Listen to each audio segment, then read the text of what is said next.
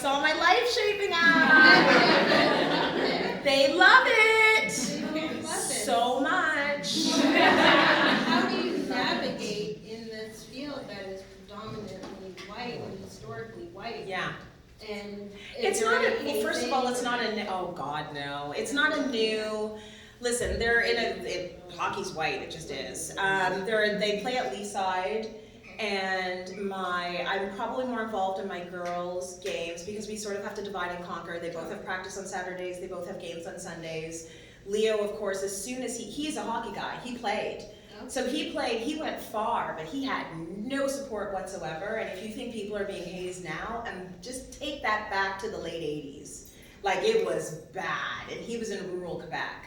So, I mean, people on his team calling him the N-bomb, people on the opposite team calling him the N-bomb, parents calling him the N-bomb. Like, it was, and he's adopted. So to make a long story short, Haitian-born, adopted by French Canadians, very small town, Shawinigan, Quebec, a lot of overt racism, and he kept going for it because he's a very good player. But at some point it was just, hockey's the sort of sport you need someone to drive you around. You need to get to the tournaments. You need someone to update your gear. It's not a cheap sport, you know? So he got to, oh Lord, I still know nothing about hockey, please. Some high level, like AAA or junior, blah, blah, blah. And he did not end up getting drafted, and so he ended up just getting out of it. But he's a very talented player. So now he has these two kids, and the boy wants to play, the girl wants to do everything the boy is doing. So he's assistant coach for both of them now, right? And so he's trying to do as much as he can, and he's in there, and he's coaching them in the backyard, and they're loving it. What I have found on the girls' side anyways is that there is no crazy environment of hostility at all.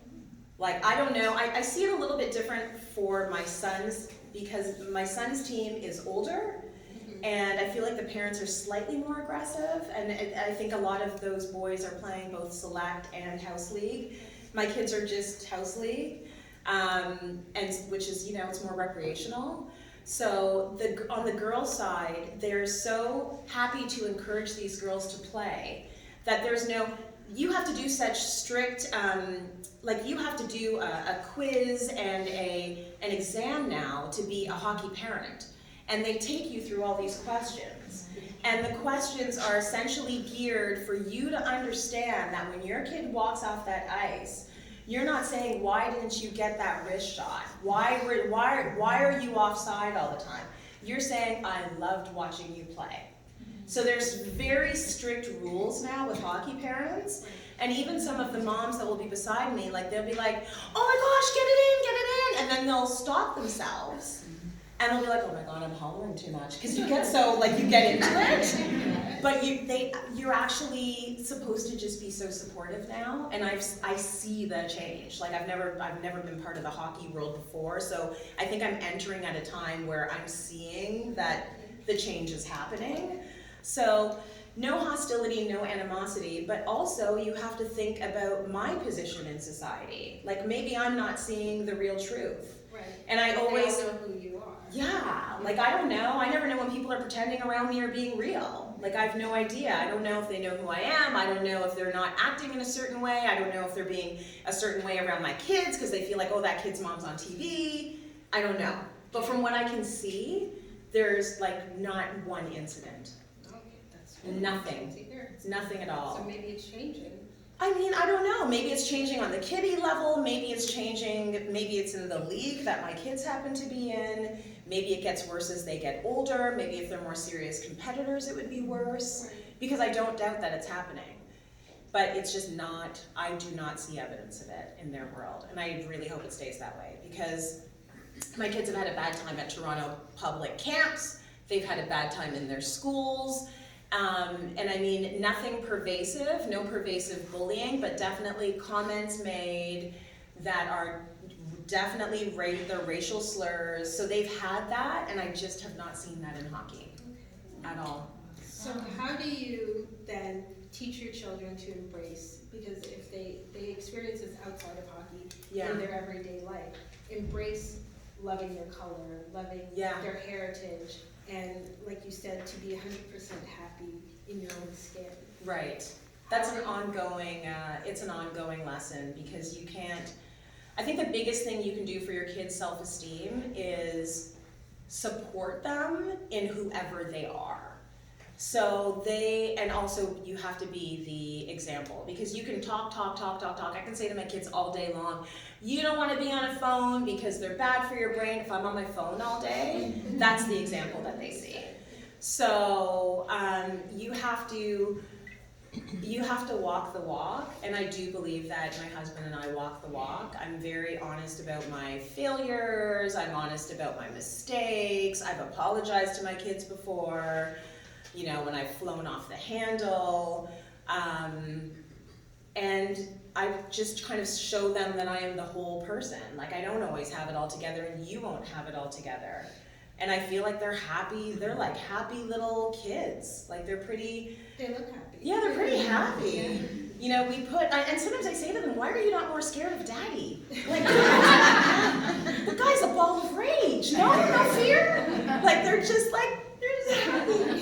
It's like, he already told you 5 times, go take a bath. Get in the bathtub. Just like, you know, we're playing in our underwear. They're just happy. So, I don't know, it's, they seem very well adjusted.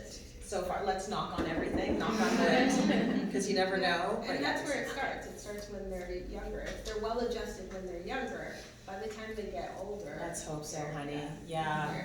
God willing. I just want them to have a good life and feel good and feel happy and feel comfortable in who they are. That's all. So you touched on black hair. Yes. Okay. What So am it's I been, feel? it's been in the news a lot. The Matthew A. Cherry's animated short, Hair Yes. Love, just won an I wanna Oscar. see that. Has everybody seen Has it? everyone seen it here? Did you love it? I haven't seen it yet. I gotta watch it. So you can Yeah, watch it looks on nice. YouTube. Oh, it's on YouTube. Yeah, you can watch it. Nice. They also passed the Crown Act in the U.S., Yeah. which is creating a respectful and open world for natural hair. Yes. What is the obsession with our hair? Like, It's why- just different why and is it that special. people are now trying to like mandate our hair and how we wear our hair, and it's a big new thing. I think it's an attempt to maybe right some wrongs, because I think that maybe when people start to understand the, you know, like the trauma and the emotional tax that a lot of black women are paying in the workplace, when you see legislation like that, I don't really get mad at it. I understand that it's an attempt to try and make sure that employers don't come in and say, this is too ethnic. Right. You can't, or this is a health and safety regulation, or this is not code around here. And it's unfortunate that a law would have to be made, Exactly. but I get it. There's still kids at school that are being told they have to cut their hair or straighten their hair, or, you know, I play by very different rules with my daughter than my parents did with me when I was growing up, because she loves her hair. And she has a friend, like her best friend, who will braid her hair. My parents would have died if I came home and someone had touched my hair on the playground. Like, do not let people touch your hair. But my daughter, she loves her hair. And if she's gonna braid Charlotte's hair, she wants Charlotte to braid her hair. So she'll sometimes come home and her hair's in braids usually, but her friend Charlotte will put her hair, she braids it better than I do, her friend Charlotte, two French braids. And she'll come in with a new hairdo, and the first time I was like, who did your hair? And she's like, oh, Charlotte did my hair, and she's all happy. And I'm like, you know what, it's fine. Like, be a part of the group. Like, that's fine. Right. She's good with it. No one's bothering her about her hair. Right. She got her braids just like me done yesterday.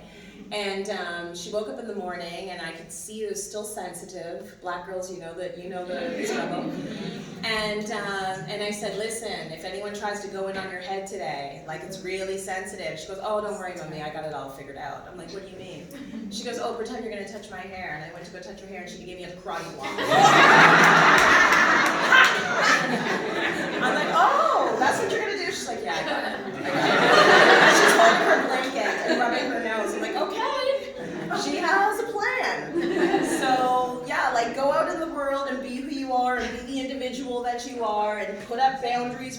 have boundaries and put them down when you want them to be down, you know? Like, just live your life that way. But I think part of the fixation is just that we can do so many incredible things with our hair, and I think people don't necessarily understand our hair, so there's a lot of questions around that. And to that I say to any allies of the Black community, when you're dealing with a Black woman in her hair, number one, she's not a pet. Thank you. Black men as well. Not a pet, it's not out for touching, patting, whatever, all of that, you need permission. And there's a history of that, and I think there's a reason why people don't necessarily want to be on display as a freak show. So there needs to be some understanding around that issue. And the other thing is, understand that as an ally, you might be in a position to, number one, get educated. Number two, if that person doesn't feel like doling out the education because they are exhausted, you might catch some heat. Got to take it and move on. As an ally, I think, and this is sort of the only way we move the conversation forward, there needs to be an understanding that there will be missteps and mistakes, but we have to sort of, we're in a time of self-correction. So we're trying to correct all of the wrongs that have been happening, and when that happens, it means that, yeah, you might catch some fire because you said the wrong thing. Don't turn this into I'm not racist,